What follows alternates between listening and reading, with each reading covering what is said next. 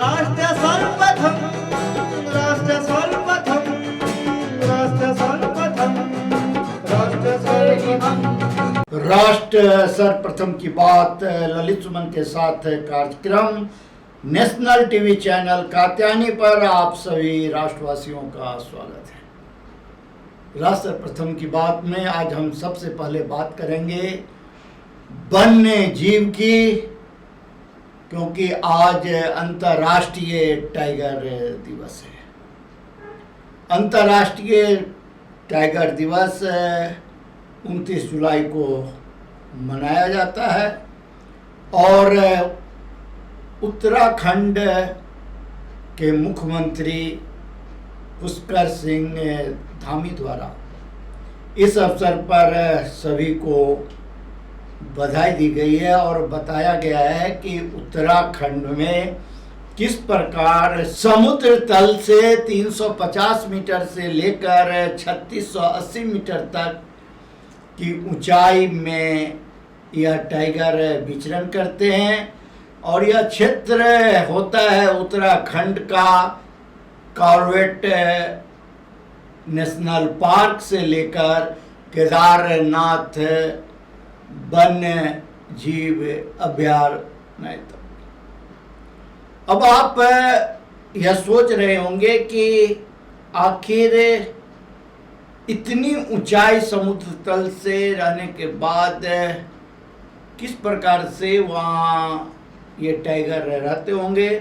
तो आपको यह बता दूं कि टाइगरों के लिए यह बड़ा ही मन लायक क्षेत्र होता है, जो समुद्र क्षेत्र से ऊंची हो, पहाड़ी क्षेत्र हो, घने जंगल हो और वो पहाड़ों पर बड़े ही आसानी से विचरण करते हैं, जिससे उनका हेल्थ स्वास्थ्य जो है काफ़ी बेहतर रहता है। और इसीलिए इस क्षेत्र में टाइगर की संख्या अधिक है। इसमें स्थानीय लोगों का भी बहुत बड़ा सहयोग है, क्योंकि वे टाइगर का वध नहीं करते, टाइगर को नुकसान नहीं पहुंचाते हैं। तो आज अंतर्राष्ट्रीय टाइगर दिवस के अवसर पर समस्त राष्ट्रवासियों को राष्ट्र प्रथम की टीम की ओर से भी हार्दिक बधाई।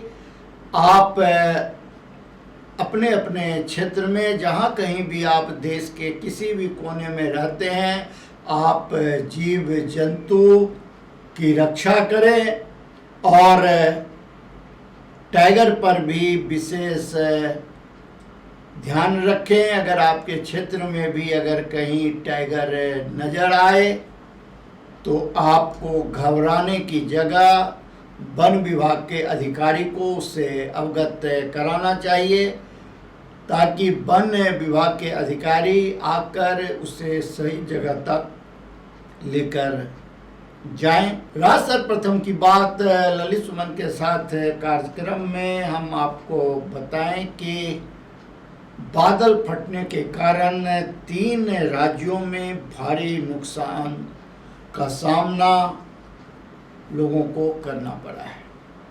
हिमाचल हो या जम्मू कश्मीर हो या लद्दाख हो, यहाँ बादल फटने के कारण जो बाढ़ की स्थिति उत्पन्न हुई, उसमें कई लोगों की जान जहाँ चली गई है, वहीं ढेर सारे लोग घायल भी हुए हैं और उनका जो नुकसान हुआ है वो अलग है। एक प्रकार से यह प्राकृतिक आपदा है जो लोगों पर कहर बनकर टूट रहा है। लोग कोरोना से, लॉकबंदी से लोग यूं ही परेशान हैं। ऊपर से बढ़ती हुई महंगाई और काम धंधा नहीं रहने के कारण बंद होते कल कारखाने, दुकानें और उससे उत्पन्न हो रही बेरोजगारी इससे लोग परेशान और हताश हैं। ऊपर से जब इस प्रकार की प्राकृतिक आपदा बादल फटने की होती है और उस इलाके में पानी का दबाव इतना बढ़ जाता है कि लोगों के बरसों बरस से कमाई हुई संपत्ति उसमें बह जाती है और लोगों को अपने जान भी गंवाने पड़ते हैं।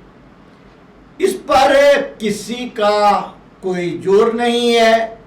यह जब होता है तो होता ही है। यह एक प्रकार से प्राकृतिक देन है, क्योंकि बादल फटना, भूकंप का आना, ये सब प्राकृतिक आपदाएं हैं। इसीलिए आप उस ईश्वर से, आप किसी भी देव को, आप जिस किसी भी ईश्वर को जहाँ कहीं भी आपकी आस्था हो, आप उनसे प्रार्थना करें, निवेदन करें, जो वे भारत के ऊपर कल्याण करें, मानव की रक्षा करें। आज हम आज़ादी के 75वें वर्ष में प्रवेश करने जा रहे हैं और इस अवसर पर जो एक सबसे बड़ी बातें निकल कर सामने आई है और जो नज़र आने लगा है, वह है राष्ट्रीय ध्वज के प्रति बढ़ता सम्मान। कई प्रदेश की सरकारें, उसमें दिल्ली की भी सरकार है, बड़े बड़े तिरंगे लहराने के लिए कई विधानसभा क्षेत्रों का चयन किया है। उस क्षेत्र में काफ़ी ऊंचाई पर राष्ट्रीय ध्वज सेंट्रल पार्क की तरह ही लगाया जाएगा और जब वह लहराएगा तो उस क्षेत्र के निवासियों का मनोबल जहाँ बढ़ेगा, वहीं राष्ट्र के प्रति, राष्ट्रीय ध्वज के प्रति उनके मन में जो एक विश्वास, एक आस्था उत्पन्न होगी, यह आप कल्पना कर सकते हैं। क्योंकि जब आप एक छोटे से कागज के टुकड़े पर बने हुए राष्ट्रीय ध्वज को अपने हाथ में लेते हैं तो आपका रोम रोम रोमांचित हो उठता है।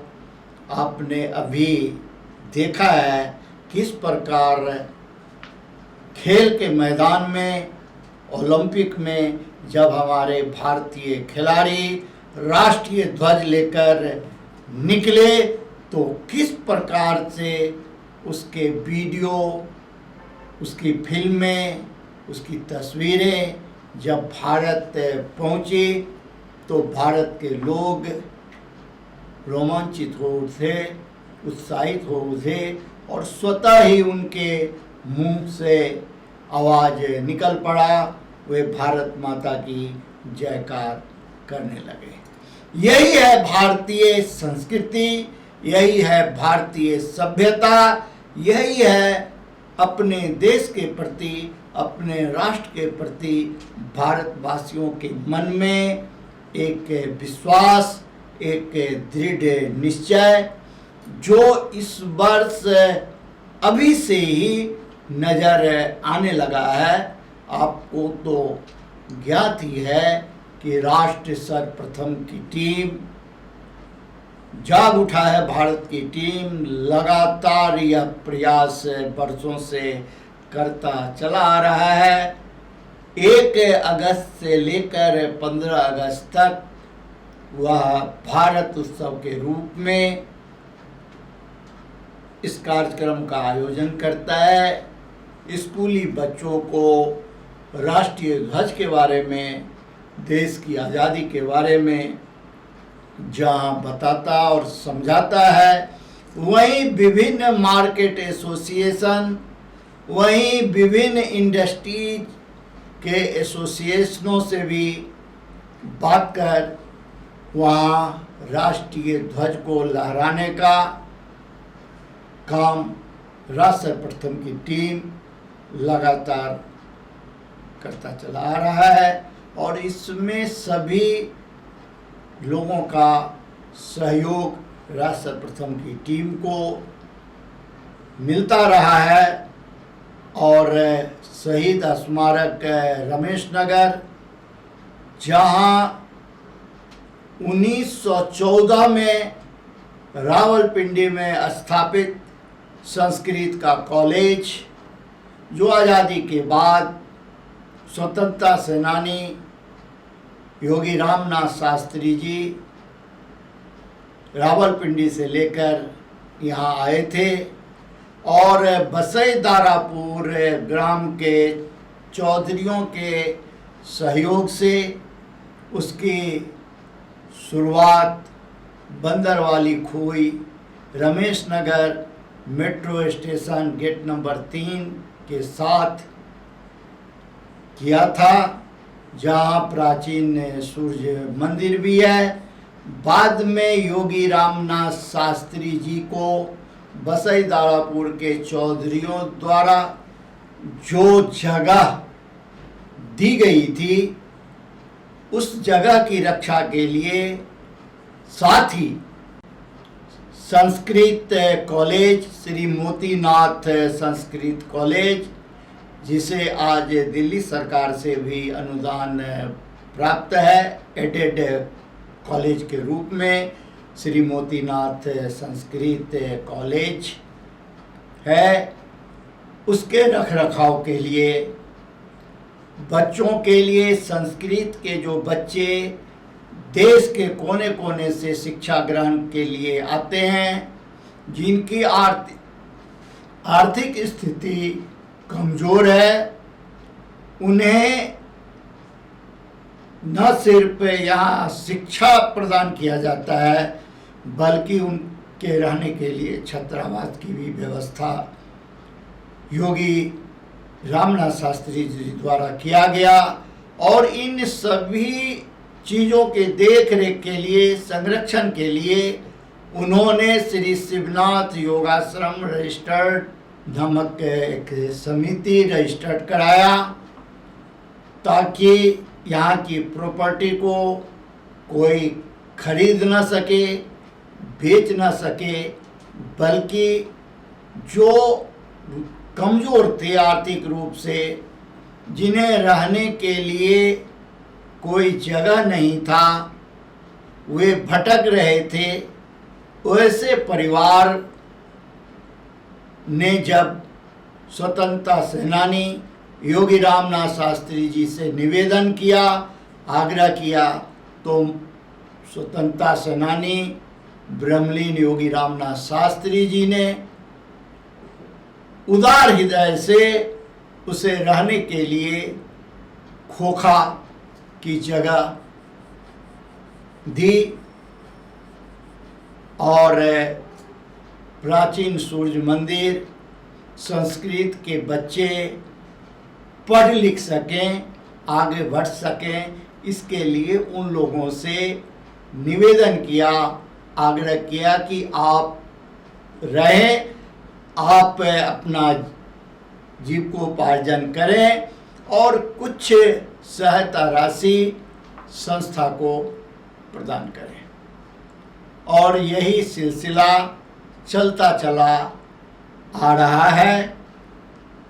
आज मोतीनाथ संस्कृत कॉलेज के बच्चे देश में ही नहीं विदेशों में भी अपनी प्रतिभा के माध्यम से इस संस्कृत कॉलेज का नाम रोशन कर रहे हैं। आपको यह जानकर आश्चर्य भी होगा, आपको यह जानकर खुशी भी होगी, जो श्री मोतीनाथ संस्कृत महाविद्यालय संस्कृत कॉलेज और श्री शिवनाथ योगाश्रम रजिस्टर्ड के अध्यक्ष के पद पर योगी आदित्यनाथ जो हिंदू हृदय सम्राट के साथ साथ उत्तर प्रदेश के वर्तमान में मुख्यमंत्री हैं, उनके गुरु इस संस्था के अध्यक्ष रह चुके हैं और उन्होंने अध्यक्ष रहते हुए इस संस्था के विकास के लिए, भवन के निर्माण के लिए उन्होंने काफ़ी सहयोग प्रदान किया। इतना ही नहीं, उस समय कुछ असामाजिक तत्व संस्था की जगह पर कब्जा करने का प्रयास किया था, तो आदित्यनाथ जी के गुरु ने अवैधनाथ जी तत्कालीन उपराज्यपाल और देश के गृह राज्य मंत्री को पत्र भी लिखा था और इस संस्था को उन बदमाशों से बचाने में अहम योगदान प्रदान किया था। उनके द्वारा सींचा गया, संवारा गया यह संस्कृत कॉलेज आज न सिर्फ दिल्ली में बल्कि देश में, यहाँ तक कि विदेशों में भी एक अपनी अलग पहचान बनाने में कामयाब रहा है। राज्य सर्वप्रथम की टीम 9 अगस्त को इसी संस्कृत कॉलेज के प्रांगण में अवस्थित शहीद स्मारक, जहां देश की आज़ादी के लिए वीर बलिदानियों ने अपने लहू बहाए थे, वहाँ की पवित्र मिट्टी एक घड़े में दर्शनार्थ इसी शहीद स्मारक के नीचे रखी गई है। जो संस्कृत के बच्चे यहाँ शिक्षा ग्रहण करने आते हैं, वे प्रत्येक दिन उसे देखते हैं और देश की भावना उनके अंदर अंकुरित होता है।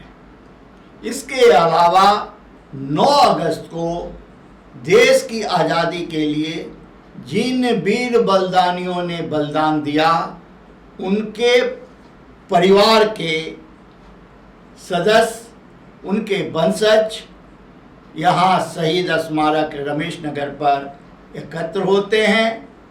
अपने पूर्वजों को और स्वतंत्रता सेनानी ब्रह्मलीन योगी रामनाथ शास्त्री जी को श्रद्धा सुमन जहाँ अर्पित करते हैं, वहीं इसी मंच से भारत सरकार से यह मांग करते हैं कि उन वीर बलिदानियों को, जिन्होंने भारत माता को आज़ाद कराने के लिए अपने प्राणों की आहुति दी, भारत सरकार उन्हें शहीद का दर्जा प्रदान करे। यह मांग लगातार इस संस्था के द्वारा उठाया जाता रहा है और इस अवसर पर तिरंगा यात्रा भी निकाला जाता है, जिसमें स्थानीय निगम पार्षद, विधायक, सांसद, सभी स्वयंसेवी संस्थाएं, इंडस्ट्रियल एसोसिएशन के पदाधिकारी,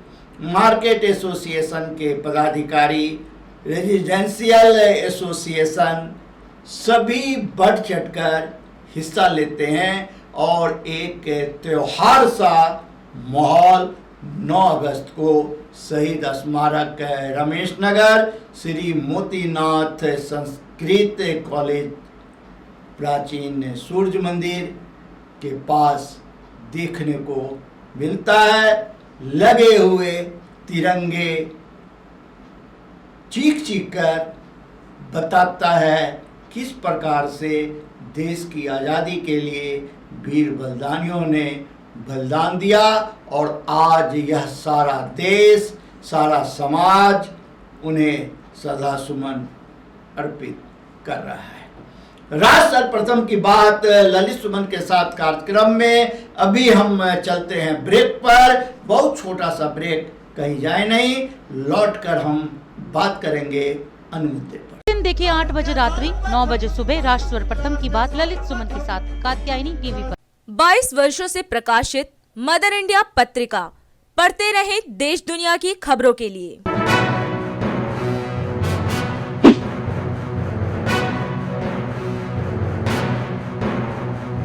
26वें वर्ष में आपके लोकप्रिय समाचार पत्र इंडिया दर्पण का प्रवेश। आप देखते रहे अपने क्षेत्र की खबरें।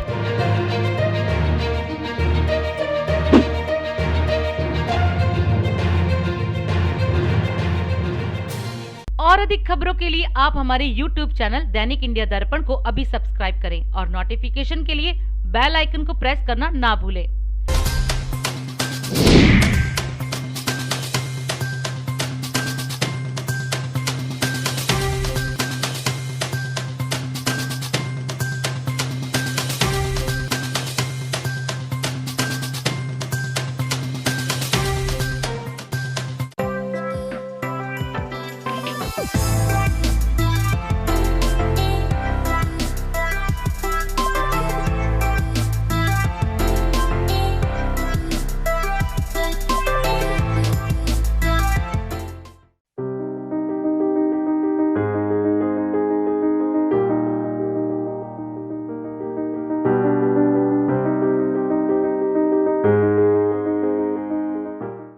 राष्ट्र सर्वप्रथम की बात ललित सुमन के साथ कार्यक्रम में नेशनल टीवी चैनल कात्यायनी पर ब्रेक के बाद आपका फिर से स्वागत है। राष्ट्र सर्वप्रथम की बात में हम बात कर रहे थे राष्ट्र की, और हम अब जो बात करने जा रहे हैं वह जुड़ा हुआ है देश के बीच से। हमने पहले भी कई बार आयकर विभाग के अधिकारियों की तारीफ की है, और आम लोगों का जो मांग रहता है उसे भी आयकर विभाग के सामने में और वित्त विभाग के सामने में रखने का प्रयास किया है। हमने पीछे भी चर्चा की थी कानपुर स्थित आयकर विभाग निदेशालय की, और आपको आज हम यह बताएं कि आयकर विभाग कानपुर निदेशालय द्वारा लगातार बड़े पैमाने पर आयकर चोरों के यहाँ छापेमारी की कार्रवाई की जा रही है। कल भी आयकर विभाग ने पान मसाला कंपनी ब्रांड SN के पूरे देश के 19 परिसरों पर छापामारी की कार्रवाई की, क्योंकि इस कंपनी द्वारा फर्जी बोगस कंपनी बनाकर 100 करोड़ से अधिक रुपए लोन लेने का आरोप है। आयकर विभाग की टीम लगातार कार्रवाई कर रही है और उसके दिल्ली सहित विभिन्न परिसरों पर 19 परिसरों पर छापामारी की कार्रवाई किया, जिसमें 120 अधिकारी शामिल थे और 80 पुलिसकर्मी इस छापेमारी के कार्यक्रम में आयकर विभाग के अधिकारियों की सुरक्षा के लिए तैनात थे। आप अंदाजा लगा सकते हैं जो आयकर विभाग द्वारा कितने बड़े स्तर पर इन इनकम टैक्स चोरों पर कार्रवाई की जा रही है और किस प्रकार से ये लोग फर्जी कंपनी बनाकर बैंकों से लोन लेकर बैंकों को कमज़ोर करने का काम करते हैं और समाज में और प्रशासन की नज़र में अपने को धन्ना सेठ साबित करते हैं, जबकि हकीकत में वे चोर होते हैं, लुटेरे होते हैं। आप उन्हें यह कह सकते हैं दीन दहाड़ा में डाका डालने वाले वे लोग डाकू होते हैं, जो कि जनता की जो खून पसीने की कमाई है, जो आम लोगों तक पहुंचना चाहिए, राष्ट्र के विकास में लगना चाहिए, समाज के उत्थान में लगना चाहिए, वह ये चोर अपने तिजोरी में डालकर उसे छुपा लेते हैं। अगर आयकर विभाग के अधिकारी इस प्रकार के चोरों पर अंकुश नहीं लगाएगा तो आप अंदाज़ा लगा सकते हैं जो ये किस प्रकार से हजारों हजार करोड़ रुपया काला धन एकत्र कर करके भारत से भी निकाल कर वे स्विस बैंक और अन्य बैंकों में विदेशों में एकत्र कर लेंगे।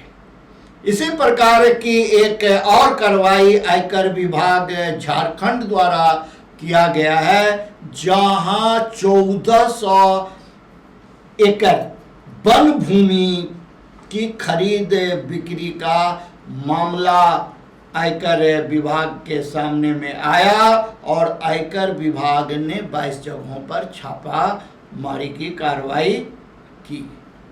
इन 1400 एकड़ वन भूमि पर अवैध ढंग से खरीद फरोख्त की शिकायत आयकर विभाग को मिली थी और 13 आरोपियों के 22 ठिकानों पर 13 आरोपियों के 22 ठिकानों पर आयकर विभाग ने छापेमारी की कार्रवाई की है। राज सर्वप्रथम की बात ललित सुमन के साथ कार्यक्रम में आज हम आपसे यही विदा लेंगे।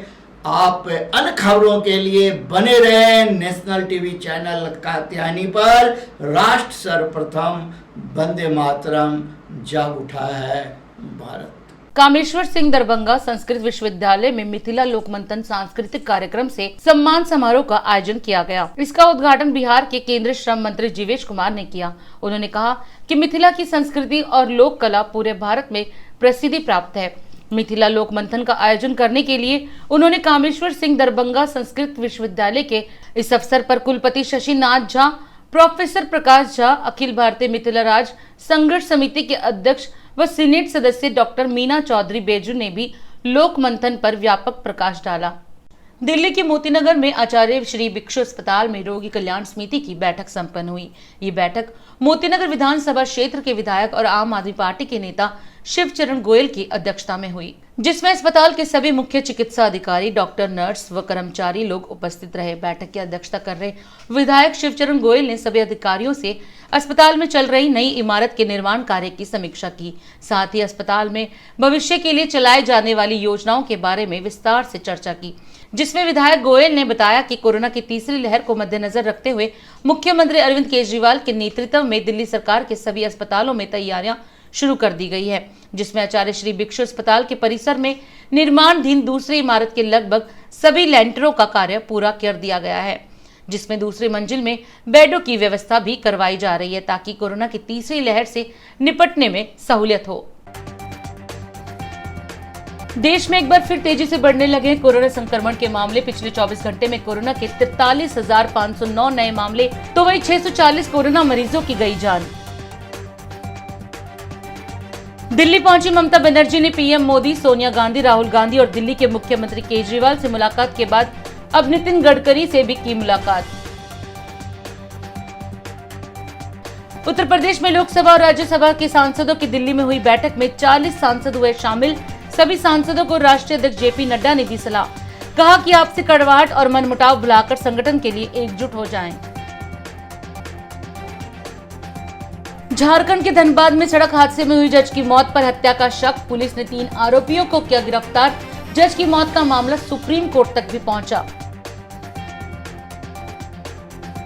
उत्तर प्रदेश में इस बार नहीं बढ़ाई जाएंगी बिजली की दरें, राज्य विद्युत नियामक आयोग ने गुरुवार को टैरिफ ऑर्डर किया जारी। मोदी सरकार ने पिछड़े और आर्थिक रूप से कमजोर लोगों को दी बड़ी सौगात। अब सरकार ने मेडिकल कॉलेजों में एडमिशन के लिए ओबीसी और आर्थिक रूप से कमजोर वर्ग के छात्रों के लिए आरक्षण को किया मंजूर। दिल्ली विधानसभा का मानसून सत्र आज से हुआ शुरू। विधानसभा के बाहर दिल्ली कांग्रेस ने किया जमकर विरोध प्रदर्शन।